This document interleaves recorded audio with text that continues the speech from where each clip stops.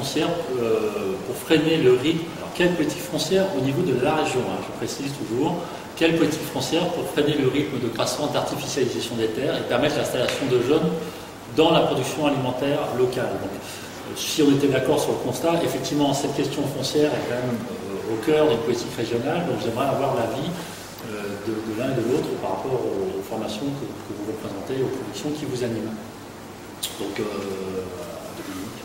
Très bien.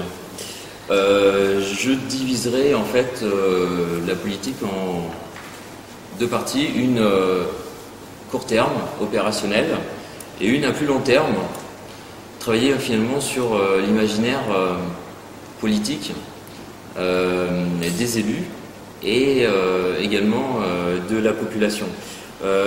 Quelle politique foncière donc pour freiner ce rythme croissant d'artificialisation? Donc déjà la première chose que je constate, c'est qu'il y a développement économique égal voire moindre. On a 2 fois plus de consommation de terres agricoles en France qu'en Allemagne et 2 à 3 fois plus en Bretagne qu'en Allemagne. Donc il y a effectivement un véritable problème qui se pose.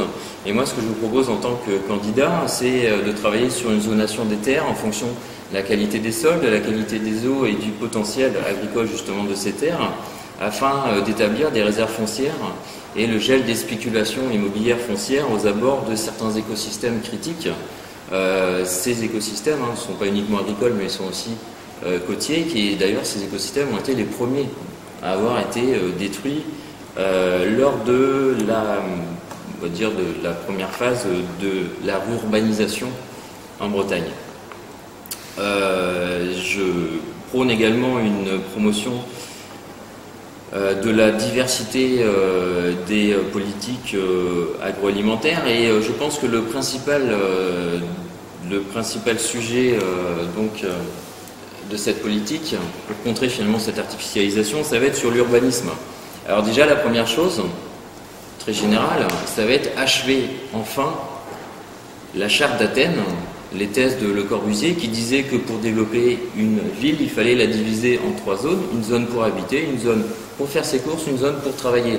La charte d'Athènes, cette vision de la ville, donc, a été très dévoreuse d'espace.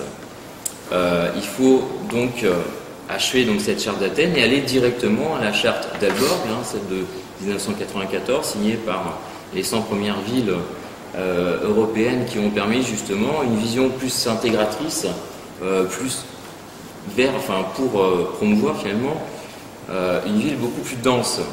Donc il faut promouvoir le polycentrisme plutôt qu'une grande ville tentaculaire de basse intensité, valoriser les friches intra-urbaines, développer les centres-villes par une politique de logement, par une politique de commerce, des activités tertiaires, également d'activités de loisirs, donc finalement faire une politique inverse à celle qui a été développée, on va dire, depuis 15 ans en Bretagne, par les différentes grandes villes bretonnes, et également travailler aussi, donc je vous disais, sur du plus long terme, et notamment sur la vision qu'ont les élus, des élus qui globalement ont 50, 60 ans et qui ont toujours vu la ville.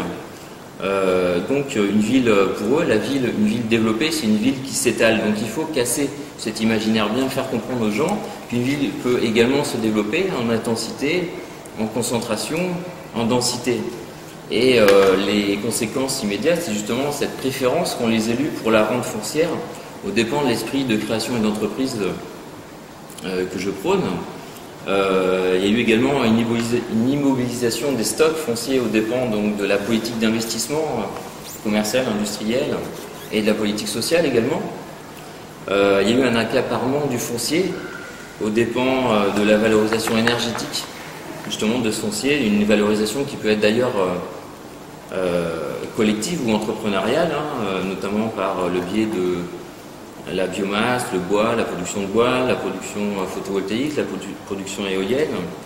Et enfin, je crois que là, on touche au plus profond de la vision qu'ont les élus et qu'ont les gens de la ville et de la campagne de ce rapport, c'est-à-dire que les élus, je pense, voient la campagne comme un désert, comme une zone de non-progrès, de non-travail, d'arriération culturelle qu'il faut absolument coloniser par le béton et le bitume. Il faut absolument casser cet imaginaire et en promouvoir un autre, celle d'une vraie ville et celle d'une vraie campagne.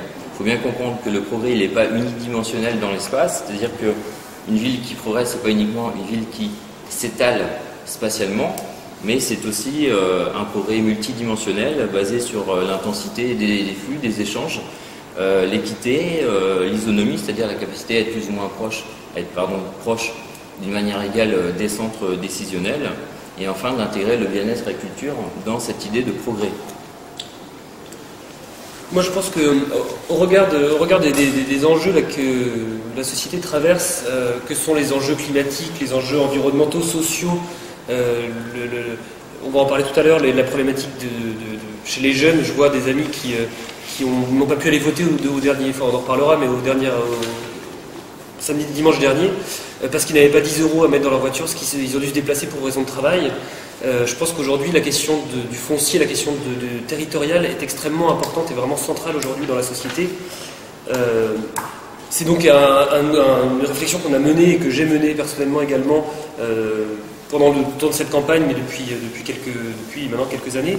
Je pense que d'un point de vue régional, on a plusieurs leviers, plusieurs niveaux en fait, d'action et de réflexion à mener. Le premier peut-être porterait sur les outils fonciers qui se présentent aujourd'hui en Bretagne. On retrouve les questions des SBAFER et de l'EPFR. On a donc un EPFR qui a été monté à statut national en collaboration État-région, avec quelques difficultés dans lesquelles je ne rentrerai pas forcément, mais qui aujourd'hui a mis une place à l'agriculture extrêmement faible.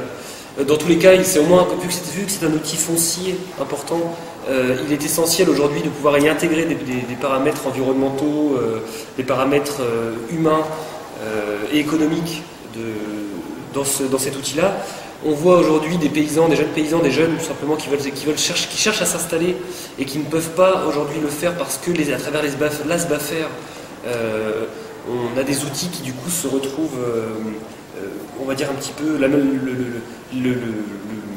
le lobby un petit peu des grands producteurs agricoles aujourd'hui le verrouille et cet outil qui devrait normalement être utilisé pour l'installation ou l'agrandissement des petites exploitations, des petites fermes, se retrouve en fait essentiellement l'outil des grosses structures. Donc je pense qu'une réelle reprise en main politique de la SBAFER est absolument essentielle, et peut-être cela pourrait-il passer à travers le PFR. Je pense qu'on a aussi un autre outil important au niveau régional à mettre en place, ce sont les contrats de pays et les SCOT, dans lesquels on a effectivement des paramètres, des paramètres à intégrer, des paramètres, comme je disais tout à l'heure, humains, environnementaux, etc. Donc c'est à ce niveau-là, je pense que la région peut agir. À Europe Écologie, on s'est positionné clairement sur la question de la reconnaissance de l'installation agricole, l'installation de jeunes paysans d'intérêt public. Pour nous, c'est vraiment essentiel parce que le maillage territorial, parce que non-désertification des campagnes, parce que effectivement, on est à Quimper, la question des écoles aujourd'hui, ici, un sujet important. Le sujet est le même dans les campagnes. Si on veut continuer à avoir des enfants qui puissent aller à l'école le matin sans passer une demi-heure dans un car, il est essentiel de pouvoir garder des populations sur ce territoire-là pour pas que le première maternelle soit à l'autre bout du pays. On s'est engagé donc au moment de cette campagne, et je pourrais m'engager personnellement si j'étais à venir en fonction à l'exécutif, à s'engager donc sur 2000 installations par an, prioritairement installations de jeunes, et par rapport à la création précédente, dans des critères d'agriculture biologique ou du moins durable. Et je pense que tu parlais tout à l'heure d'imaginaire politique. C'est pour moi essentiel de créer aujourd'hui un imaginaire, de créer une envie sur le foncier la plus large possible, que ce soit à travers la question des circuits courts, du territoire à territoire, à l'intérieur d'une ville, avec le périurbain, etc., etc. Donc retravailler aussi la question producteur-consommateur, la démocratisation des moyens de production. Mais également au niveau de l'urbanisation, c'est penser à un habitat collectif. Aujourd'hui, effectivement, on est encore sur le mythe de la maison individuelle sur 1000 m² de terrain avec une maison à de plein pied, 100 m², une chambre pour chacun. Alors, chambre pour chacun, oui, mais de plein pied, pas forcément. Un jardin, oui, mais pourquoi devrait-il être privatif? Aujourd'hui, avec 200 m², on se met une bonne table de jardin et on peut partager peut-être 500 m² avec nos voisins. Donc voilà, ça recroise donc la question des écoles, ce genre de choses, c'est vraiment quelque chose qui pour nous est essentiel.